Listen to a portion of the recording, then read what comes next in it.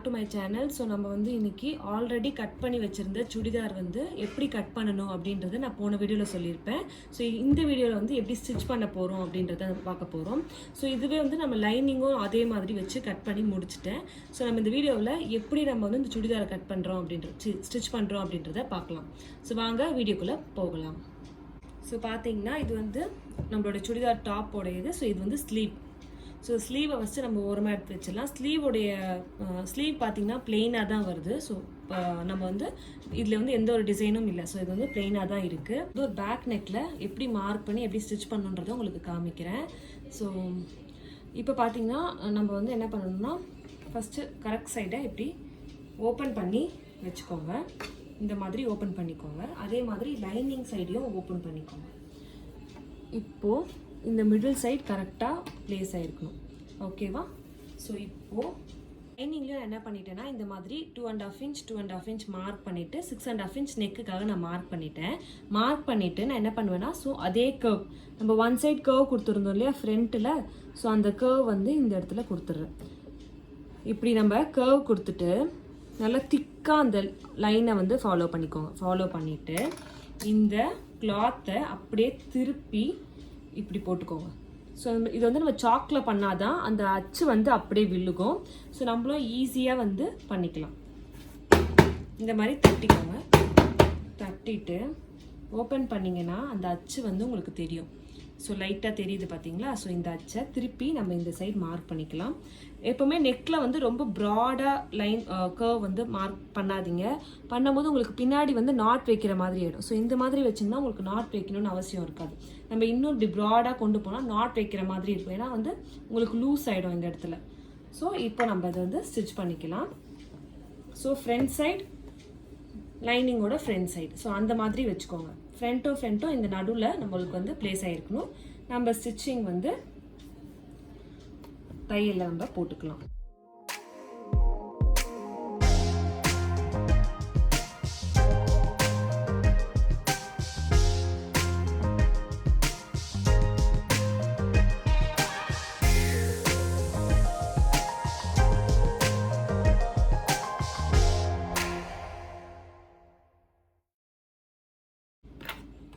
So இந்த மாதிரி stitch பண்ணி முடிச்சுக்கலாம்.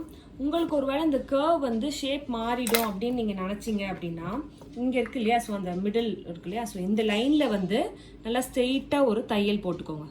நீங்கள் இந்த மாதிரி ஸ்ட்ரெயிட்டாக தையல் போட்டுட்டு இந்த மாதிரி கர்வ் கொடுத்தீங்கன்னா உங்களுக்கு வந்து ஷேக் ஆகாமல் அந்த கிளாத் கரெக்டாக இருக்கும். ஸோ இப்போ வந்து நம்ம எக்ஸஸ் துணியை வந்து கட் பண்ணிக்கணும்.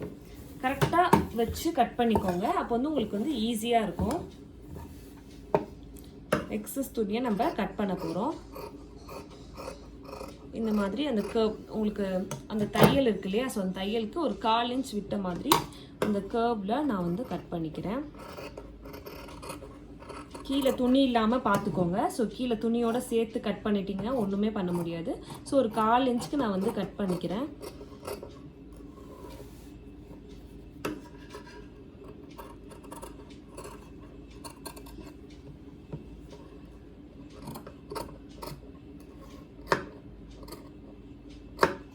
கட் பண்ணிட்டு இந்த மாதிரி அந்த கர்வ் கிட்ட கட் பண்ணிக்கிட்டா நம்ம இந்த மாதிரி கட் பண்ணுறது எதுக்காகன்னு பார்த்தீங்கன்னா அந்த கர்வ் கொடுக்கும் போது திருப்பி நம்ம கிளாத்தை திருப்பி போட்டு தைக்கும் போது அந்த கர்வ் வந்து அழகாக வரும். ஸோ இந்த மாதிரி நல்லா எட்ஜ் அந்த தையல் கிட்ட வரைக்கும் கட் பண்ணிக்கோங்க. தையலில் கட் பண்ணிடாதீங்க. ஸோ இப்போ என்ன பண்ணுறோம் அப்படின்னு பார்த்தீங்கன்னா கிளாத்தை அப்படியே திருப்பி போட்டுக்கோ. ஈஸியாக நம்ம வந்து முடிச்சுக்கலாம். ஸோ அப்படியே அந்த கிளாத்தை வந்து நம்ம திருப்பி போட்டுட்டோம். இந்த மாதிரி திருப்பி போட்டுட்டு இப்படி இருக்கு இல்லையா? அந்த தையல் கிட்ட இந்த மாதிரி அமுக்கி விட்டுக்கோங்க. ஸோ இப்படி இருக்கு இல்லையா? ஸோ இந்த மாதிரி வச்சு இப்படி அமுக்கி விட்டுக்கோங்க. ஃபஸ்ட்டு அமுக்கிட்டு அதுக்கப்புறமா நம்ம வந்து ஒரு தையல் போட்டுக்கலாம். ஸோ அப்போ வந்து உங்களுக்கு அந்த லைன் வந்து பர்ஃபெக்டாக வரும். எப்போவுமே பார்த்தீங்கன்னா லைனிங் துணிக்கு இந்த கேன்வாஸ்லாம் வைக்காதீங்க. உங்களுக்கு வந்து கொஞ்சம் திக்காக இருக்க மாதிரி இருக்கும். எனக்கு அது சுத்தமாக பிடிக்காது. நான் அப்படியே இந்த மாதிரி உல்ட்டாவாக அப்படியே போட்டு தைச்சிருவேன். ஸோ இப்போ என்ன பண்ணுறேன்னா நான் அந்த இடத்துல வந்து இந்த மாதிரி ப்ரெஸ் பண்ணிவிட்டு ஓரமாக ஒட்டின மாதிரியே நான் வந்து தையல் போட போகிறேன்.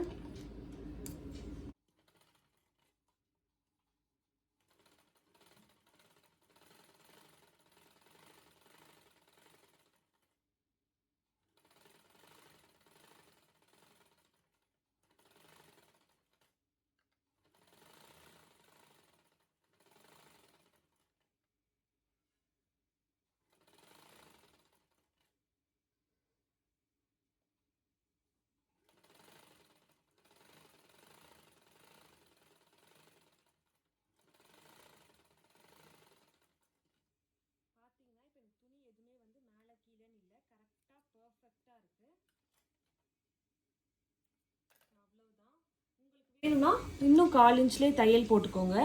ஸோ அதுவும் எப்படி போடணும்னு காமிக்கிறேன். பட் நான் அது மோஸ்ட்டாக போட மாட்டேன். ஸோ உங்களுக்காக நான் வந்து போட்டு காமிக்கிறேன். இந்த மாதிரி ஒரு 1/4 இன்ச்சில் இவ்வளோ இருந்தால் போதும்.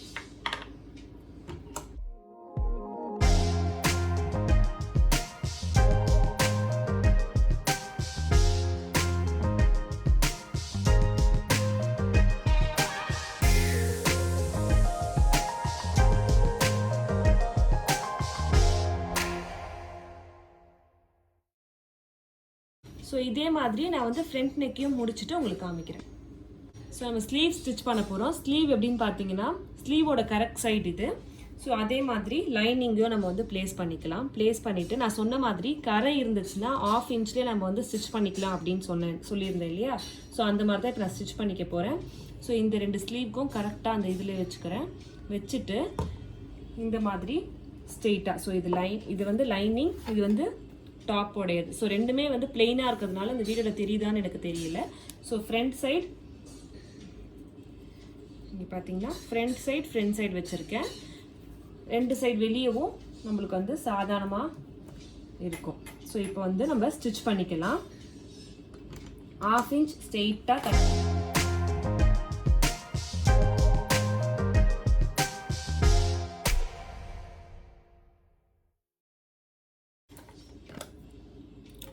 பண்ணிவிட்டு இதை அப்படியே திருப்பிக்கோங்க. ஸோ இந்த மாதிரி திருப்பிட்டு ஃபஸ்ட்டு இந்த மாதிரி அழுத்திக்கோங்க.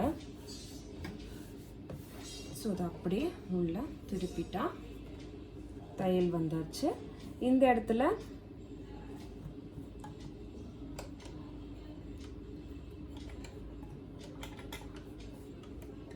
ஸோ இந்த இடத்துல நம்ம வந்து ஸ்ட்ரெயிட்டாக தையல் வந்து ஓரமாக ஒட்டின மாதிரி போட்டுக்கலாம்.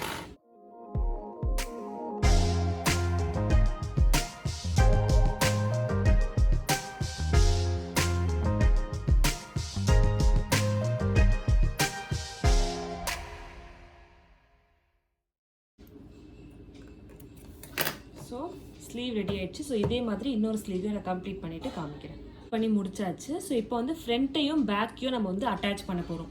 எப்படின்னு பார்த்தீங்கன்னா ஏற்கனவே ஸ்டிச் பண்ணிட்டேன், பட் வீடியோ எடுக்க மறந்துட்டேன். ஸோ அதனால் திருப்பி உங்களுக்காக பிரிச்சுட்டு காமிக்கிறேன்.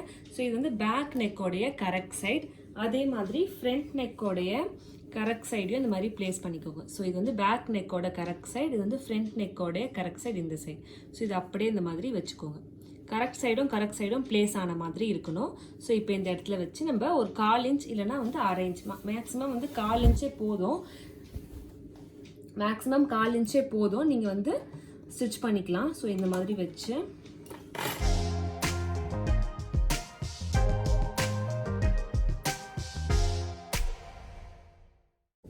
இந்த இடத்துல ஸ்டிச் கொடுத்தோம் இல்லையா? ஸோ இந்த மாதிரி திருப்பி பார்த்தீங்கன்னா நம்மளுக்கு கரெக்ட் சைடு கரெக்டாக வந்துடும். ஸோ இப்போ வந்து நம்ம இப்போ பார்த்தீங்கன்னா இது வந்து நம்ம அட்டாச் பண்ணி முடிச்சிட்டோம். இப்போ என்ன பண்ண போகிறோம்னு பார்த்தீங்கன்னா ஸ்லீவ் ஸ்டிச் பண்ண போகிறோம்.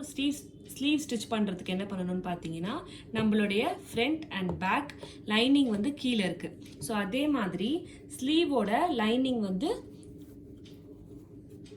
மேலே இருக்கணும். ஸோ இந்த சைடு கீழே இருக்குது அப்படின்னா இங்கே மேலே இருக்கணும். கரெக்ட் சைடும் பிளேஸ் ஆகிருக்கணும். இது வந்து ரெண்டுமே பிளெயினாக இருக்கிறதுனால உங்களுக்கு தெரியலை. ஸோ இப்போ பார்த்தீங்கன்னா இது வந்து கரெக்ட் சைடு. ஸோ இதுதான் வந்து துணியோடையது, இது வந்து லைனிங். மார்க் பண்ணது வந்து துணியோட கரெக்ட் சைடு, இது வந்து லைனிங். ஸோ இந்த கரெக்ட் சைடை நம்ம இந்த சைட் பிளேஸ் பண்ணி நம்ம வந்து ஸ்லீவை அட்டாச் பண்ணிக்கலாம்.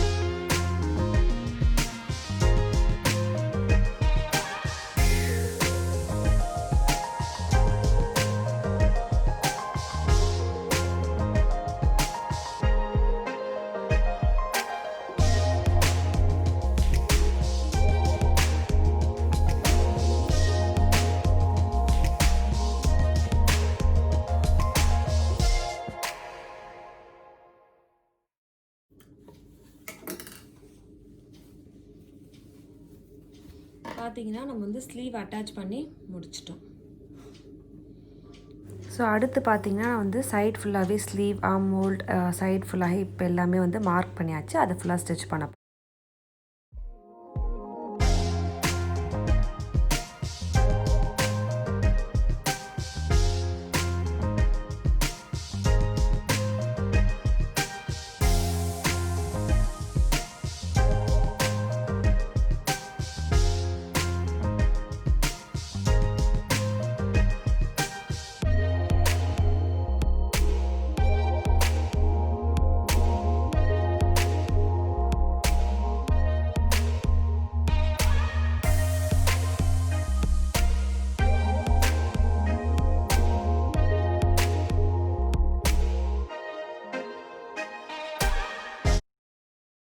ஸோ இப்போ வந்து நம்ம சைட் ஃபோல்டிங் ஸ்டிச் பண்ணலாம். இதுக்கு வந்து லைனிங் துணின்றதுனால லைனிங் எப்போவுமே வந்து ஒரு 5 இன்ச் அந்த மாதிரி வந்து கம்மி பண்ணிக்கோங்க. அப்போ தான் வந்து பார்க்க அழகாக இருக்கும். ஸோ இந்த ஃபோல்டிங் பார்த்திங்கன்னா ஒரு 1/4 இன்ச் அப்புறம் ஒரு 1/4 இன்ச் அந்த மாதிரி ஃபோல்ட் பண்ணிக்கோங்க. ரொம்ப பெருசாக வந்து ஃபோல்ட் பண்ணாதீங்க, இப்போ பார்க்க வந்து அழகாக இருக்காது. மேக்ஸிமம் வந்து ஒரு 1/2 இன்ச் அந்த மாதிரி வச்சுக்கோங்க. அப்போ தான் வந்து ஒரு அழகாக இருக்கும் பார்க்கவே. ஸோ இந்த மாதிரி ஃபோல்ட் பண்ணி நம்ம ஸ்டிச் பண்ணிக்கலாம்.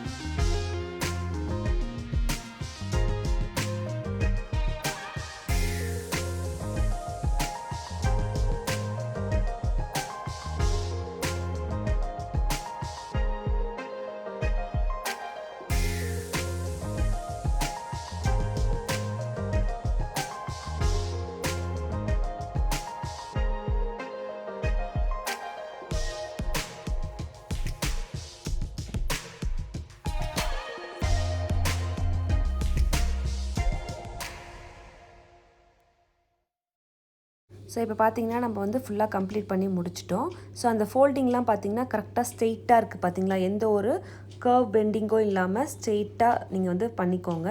ஸோ இதுலேயே என்ன பண்ணுவாங்கன்னா அந்த மாதிரி கார்னரில் தையல் போடுவாங்க திருப்பி. பட் நான் வந்து அதை போட மாட்டேன், எனக்கு அது அவ்வளோவா பிடிக்காது. நான் ஏற்கனவே சொன்ன மாதிரி ரொம்ப ஸ்டிச்சஸ் யூஸ் பண்ண மாட்டேன். நீங்களும் அந்த சுடிதார் டாப்பை வீட்டில் ட்ரை பண்ணி பாருங்கள். இந்த நெக் வந்து ரொம்ப சிம்பிளாக இருக்குது. நான் அடுத்தடுத்த வீடியோவில் பேட்ச் ஒர்க் அப்புறம் பைப்பிங் இதெல்லாம் எப்படி பண்ணுன்றதை காமிக்கிறேன். இந்த வீடியோ உங்களுக்கு பிடிச்சிருந்தா லைக் பண்ணுங்கள். ஏதாவது டவுட்டாக இருந்தால் கீழே கமெண்ட் செக்ஷனில் கமெண்ட் பண்ணுங்கள். சப்ஸ்கிரைப் பண்ணிவிடுங்க. பக்கத்தில் இருக்க பெல் ஐக்கானை கிளிக் பண்ணிவிடுங்க. அப்போ தான் நான் எந்த வீடியோ போட்டிருந்தாலும் உங்களுக்கு உடனே நோட்டிஃபிகேஷன் வரும். தேங்க்ஸ் ஃபார் வாட்சிங்.